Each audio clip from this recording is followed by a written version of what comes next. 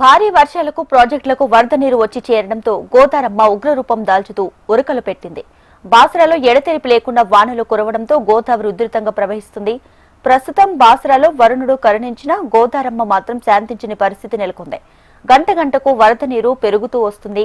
దీంతో వరదల భయంతో బాసర సరస్వతీదేవి పుణ్యక్షేత్రానికి వచ్చే భక్తుల రద్దీ తగ్గింది. రెండవ ఆర్చి గేటు నుంచి ఆలయానికి వెళ్లే ప్రధాన రహదారిపై భారీగా వరద నీరు వచ్చి చేరింది. ఈ క్రమంలో అధికారులు బస్టాండ్ మీదుగా ఆలయానికి వాహనాలను మళ్లిస్తున్నారు. గోదావరి నదిపై బారికేడ్ను ఏర్పాటు చేశారు. వరద ప్రభావంగా అధికంగా ఉండటంతో గోదావరి నదిలో భక్తులు పుణ్య స్నానాలు చేసేందుకు అధికారులు నిరాకరించారు.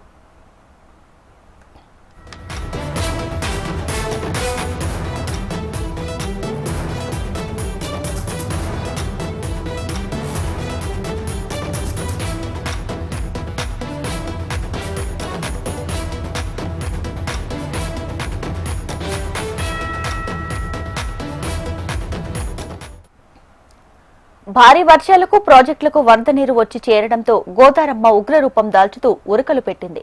బాసరాలో ఎడతెరిపి లేకుండా వానలు కురవడంతో గోదావరి ఉధృతంగా ప్రవహిస్తుంది.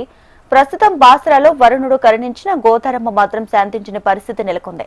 గంట గంటకు వరద నీరు పెరుగుతూ వస్తుంది. దీంతో వరదల భయంతో బాసర సరస్వతీదేవి పుణ్యక్షేత్రానికి వచ్చే భక్తుల రద్దీ తగ్గింది.